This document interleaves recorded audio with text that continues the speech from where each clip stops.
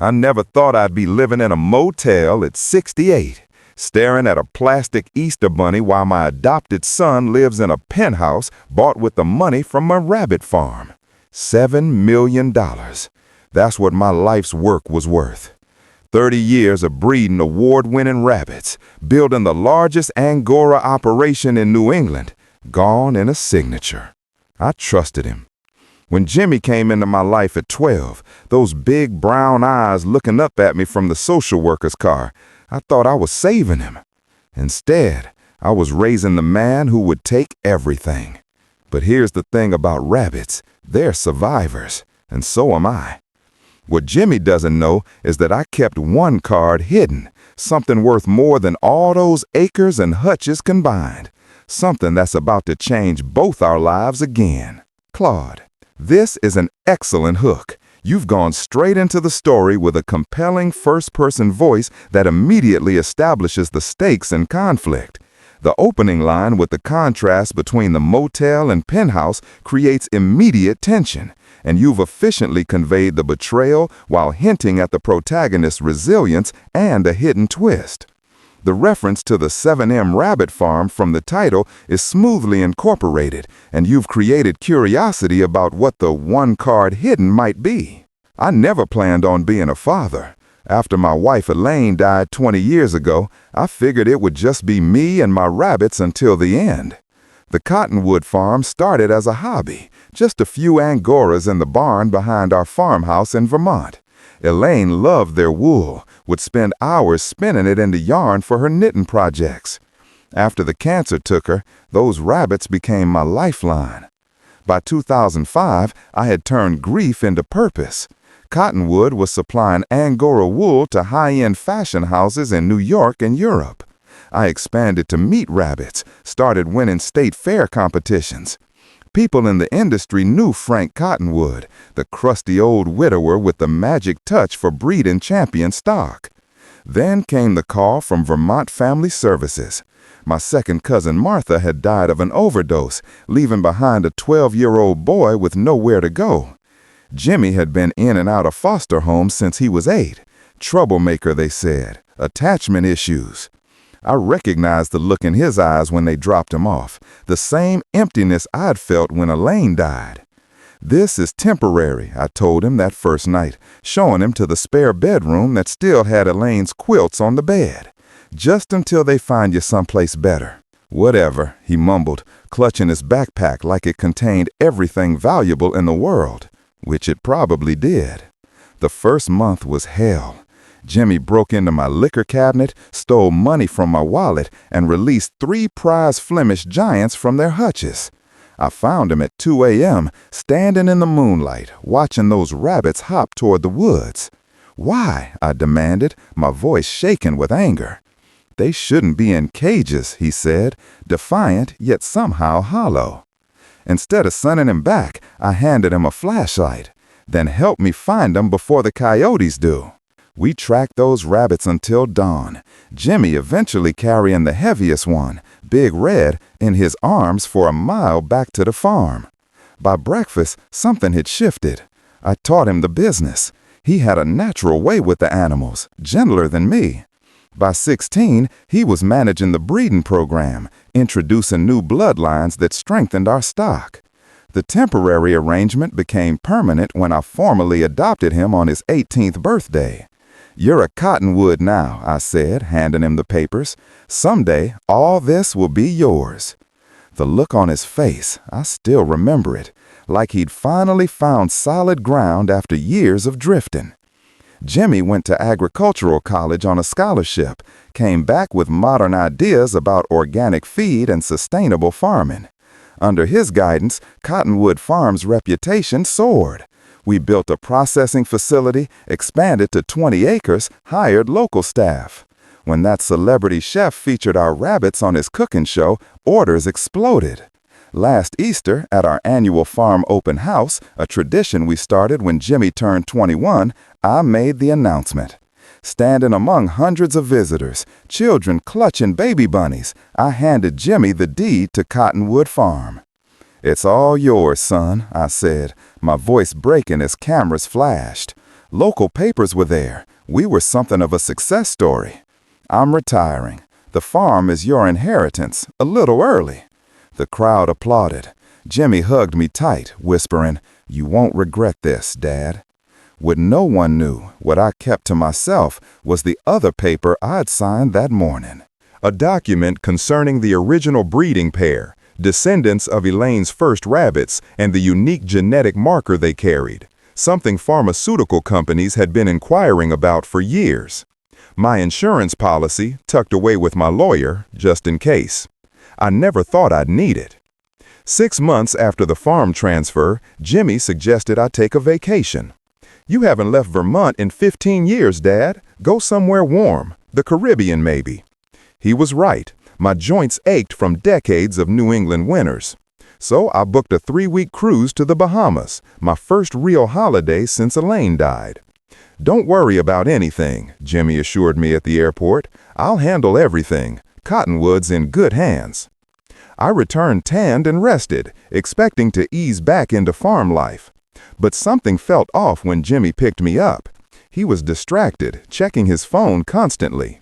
On the drive home, he took an unfamiliar route. "Thought we'd stop for lunch at that new place in Burlington," he said, too casually. "Catch up before heading back to the farm." Over lobster rolls, Jimmy talked about everything except Cottonwood, his new girlfriend Megan, a weekend trip to Boston, plans to renovate the farmhouse kitchen. When I asked about the spring breeding schedule, he changed the subject. "Actually, Dad, there's something I need to tell you." He hesitated, then slid a glossy brochure across the table. "Lakeside Senior Village. It's this amazing retirement community near Lake Champlain." I stared at the pamphlet, showing smiling seniors playing shuffleboard. "What the hell is this?" "Just hear me out," Jimmy said, leaning forward. "It's got everything. Medical care on site, activities, people your age. I've already put down a deposit on a 2-bedroom unit." "You did what?"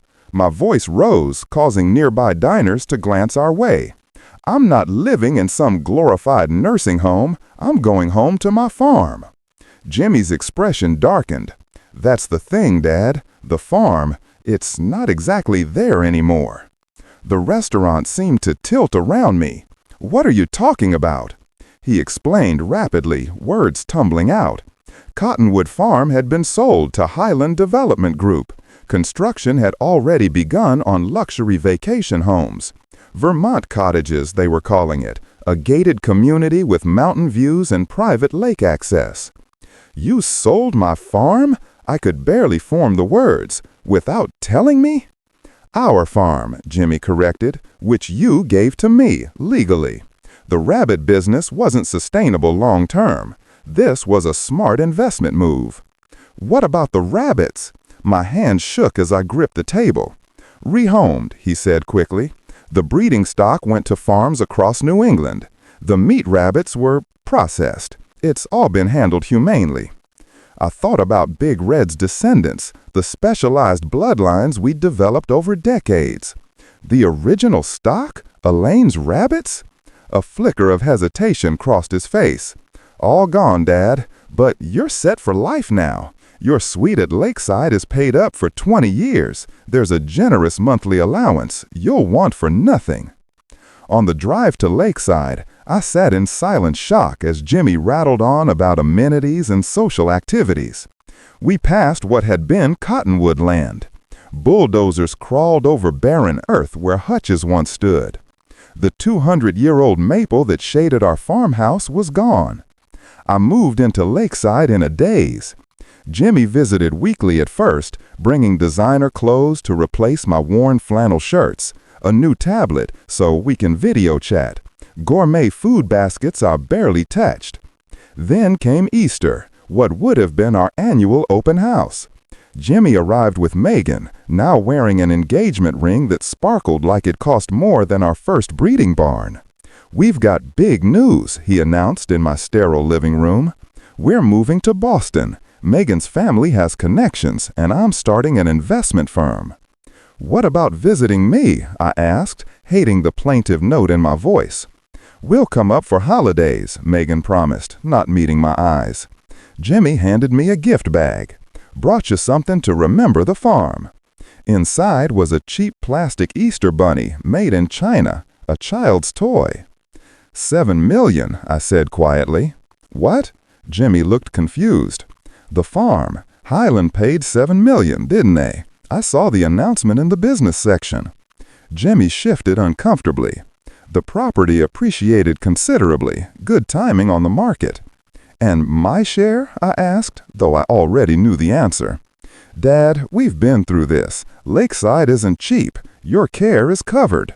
What more do you need at your age? As they prepared to leave, I noticed a familiar leather-bound book peeking from Jimmy's bag. My breeding journal, containing 30 years of genetic notes. That's mine, I said, pointing to the journal. Jimmy shrugged. Just sentimental value now. Thought I'd keep it as a memento. But I knew better. That journal documented the genetic anomaly in Elaine's original bloodline, the protein mutation that pharmaceutical researchers had been so interested in, the mutation that made those rabbits potentially worth millions more than the land they lived on. After they left, I held that plastic Easter bunny, turning it over in my hands. Then I made a call to my old lawyer, Mitchell Greenbaum. "Is the paperwork still valid?" I asked when he answered. "Legally binding," Mitchell confirmed. "He sold what wasn't entirely his to sell. Do you want me to proceed?" I looked around at my new home, devoid of anything that mattered to me. "Not yet," I said, "but get everything ready. I'll be attending a certain engagement party in Boston next month." The engagement party was at the Ritz-Carlton in Boston, overlooking the public garden. Jimmy had texted me the details as an afterthought. "If you're up for the trip, Dad, no pressure." I hadn't been to Boston since taking Jimmy to his college orientation 12 years earlier.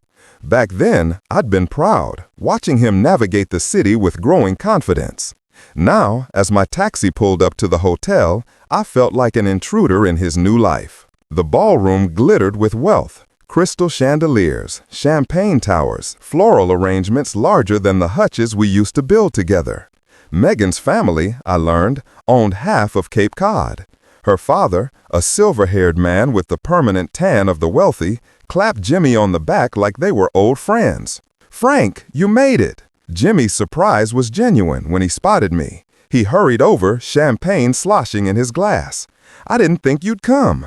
"Wouldn't miss it," I said, accepting his awkward hug.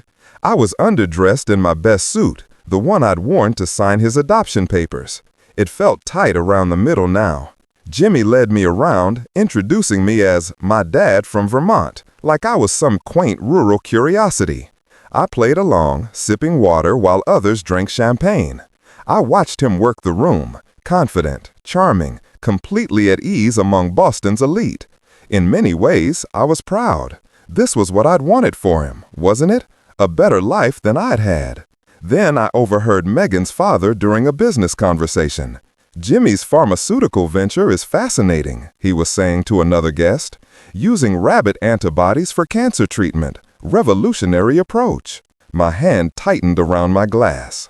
So that was his plan for the genetic research. Not just selling the land, but capitalizing on our life's work without me. The moment came during toasts. Megan's father spoke about family legacy, about welcoming Jimmy into their dynasty. Jimmy thanked him, raising his glass to new beginnings and exciting ventures. Then, surprisingly, he acknowledged me. And to my dad, who taught me everything I know about seeing opportunity and seizing it. The crowd applauded politely. Someone handed me a microphone, expecting the standard proud father speech. I took it, my hand surprisingly steady. When Jimmy came to me, he was 12 years old and had nothing, not even hope. The room quieted. I gave him a home, a purpose, eventually a legacy worth millions. Jimmy's smile faltered. He knew what was coming. 6 months ago, my son sold that legacy, Cottonwood Farm, for $7 million. He put me in a retirement home and gave me this. I pulled out the plastic Easter bunny from my jacket pocket, holding it up for all to see. A token to remember 30 years of work. Uncomfortable murmurs rippled through the crowd. Megan's father frowned. Jimmy started toward me, but I continued. What my son doesn't know is that when I signed over the farm, I retained patent rights to the genetic research we conducted there, specifically to the unique protein marker found in our original breeding stock, which pharmaceutical companies have been trying to acquire for cancer treatment research. The room went absolutely still. Jimmy froze mid-step. Those rights are worth approximately $30 million, I said, my voice breaking slightly. I had planned to sign them over tonight as an engagement gift. I pulled out an envelope from my inside pocket. Instead, I'm announcing that I've licensed those rights to Boston Medical Research. The proceeds will establish the Elaine Cottonwood Foundation for Children in Foster Care. I set the envelope on the gift table. Congratulations on your engagement, Jimmy. I truly wish you both happiness. I placed the microphone on a nearby table and walked toward the exit. The crowd parted silently. I could feel their stares, some pitying, others reassessing the charming young entrepreneur in their midst. "Dad, wait!" Jimmy caught up to me in the hotel lobby, face flushed. "You can't do this. Those rights, that research was done on my farm." "No," I said quietly. "It was done on our farm, before you owned it. The patent was filed in my name 15 years ago." "We can work something out," he said, lowering his voice. "A partnership, 50-50. I studied his face, the boy I'd raised now completely unrecognizable to me. "You should get back to your guests," I said. "Your future father-in-law looks concerned." Indeed, Megan's father was watching from the ballroom entrance, expression unreadable. Jimmy grabbed my arm. "Don't leave like this." I gently removed his hand. "I already have." As I stepped into the cool Boston evening, I heard the ballroom erupt in hushed conversations behind me. The taxi driver asked if I was okay. I must have looked shaken. "Fine," I said. "Just take me to the Four Seasons, please." I had a meeting with Boston Medical Research in the morning, and for the first time since Jimmy had sold the farm, I felt like myself again. The story hit the Boston business pages the next day. Pharmaceutical rights dispute clouds society engagement. Jimmy tried calling 17 times. I didn't answer. When the story reached the Vermont papers, they painted me as the wronged local farmer, David against corporate Goliath. I didn't correct them. My meeting with Boston Medical Research went exactly as planned. Dr. Eleanor Chen, their research director, had been tracking our rabbit bloodline for years. "The antibody properties in your breed could revolutionize lymphoma treatment," she explained, sliding the contract across the table. "We've been trying to replicate it synthetically without success." The licensing deal was straightforward, $32 million for exclusive rights, with ongoing royalties if treatments reached market. I signed immediately, directing most proceeds to the newly established foundation, keeping just enough to buy a small farm outside Montpelier. 3 days after the engagement party, Megan's father canceled the wedding venue. A week later, Jimmy's Boston office space listing disappeared. The investment firm never materialized. I was pruning apple trees at my new place when a rental car pulled into the driveway. Jimmy got out, looking thinner than at the party, dark circles under his eyes. "Nice place," he said, hands in his pockets. "Smaller than Cottonwood." "More manageable for an old man," I replied, continuing my work. He watched me silently for a moment. "Megan's gone. Her family, they have concerns about my business ethics now." "I'm sorry to hear that." I wasn't, really. The Boston investors pulled out too. No one wants to back someone in an intellectual property dispute. I set down my pruning shears. "Is that what you think this is? A business dispute?" Jimmy kicked at the gravel. "I was going to tell you about the pharmaceutical angle. Once it was developed, you would have been included." "Like you included me in selling the farm or deciding I belonged in a retirement village?" "I was trying to secure our future." His composure cracked. "Do you know how precarious the small farm business is? One bad season, one disease outbreak, and everything collapses. I wanted something stable, something that would last." "So did I said quietly. "That's why I spent 30 years building something to pass down to you." Jimmy's shoulders slumped. "I've lost everything, Dad. The deal with Highland is under review. They're claiming misrepresentation since I didn't disclose the patent situation. Megan's family is threatening legal action. I'm staying at a motel outside the city." The irony wasn't lost on me. "Sounds familiar." We stood in uncomfortable silence before I gestured toward the house. "Come inside. I'll make coffee." At my kitchen table, nothing like our farmhouse's massive oak one, Jimmy finally broke down. Between sobs, the full story emerged. He'd been approached by pharmaceutical interests shortly after I transferred the farm. They'd suggested the land sale as a quick way to capitalize while developing the more valuable genetic research. Highland Development was partly owned by the same conglomerate. "They said the patent had expired," Jimmy admitted. "I checked the public records, but I renewed under Elaine's maiden name," I explained, "after you started bringing corporate types around for farm tours." Something like respect flickered in his eyes. "You never trusted me completely. I trusted the boy who helped me track rabbits at dawn, not sure when he disappeared." Later, walking the boundaries of my new property, 5 acres, mostly wooded, Jimmy paused at a small outbuilding. "What's in there?" he asked. I unlocked the door.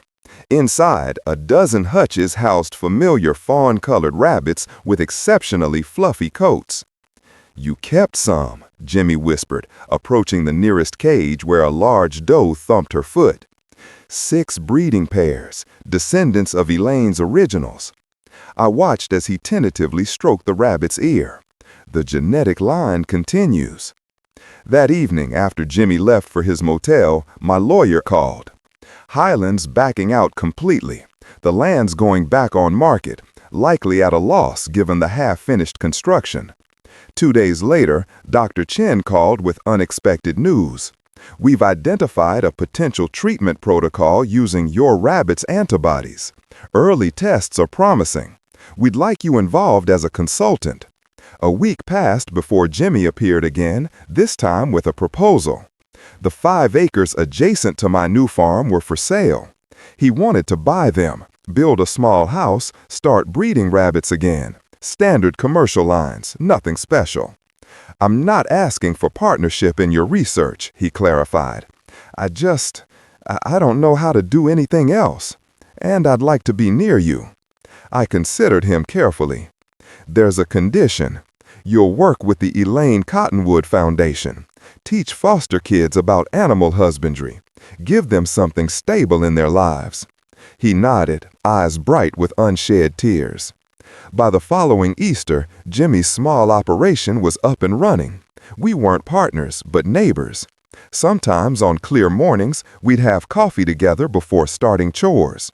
The foundation had placed 3 teenagers in apprenticeships with local farms, including one with Jimmy. Dr. Chen's research advanced to clinical trials. The treatment, based on proteins from Elaine's rabbits, showed remarkable success rates for certain lymphomas. I attended medical conferences as a special consultant, an old farmer among scientists.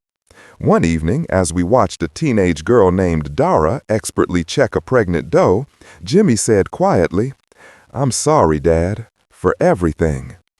"I know," I replied. And finally, I did.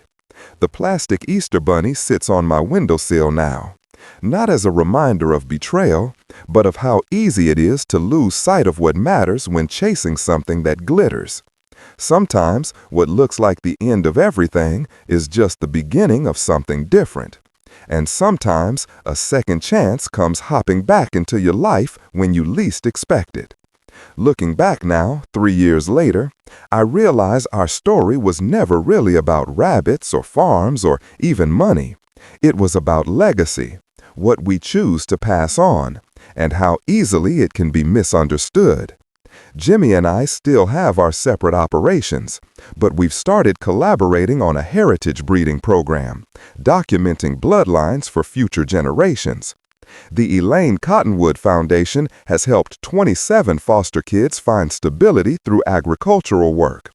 And that lymphoma treatment? It's saving lives. I'm not saying forgiveness comes easy. Some days, the memory of that plastic Easter bunny still stings. But I've learned that second chances, like rabbits, multiply when given the right conditions. If you're facing betrayal or loss, remember that what matters most can never really be sold or stolen. Your true legacy lives in the wisdom you share, the compassion you show, and the lives you touch.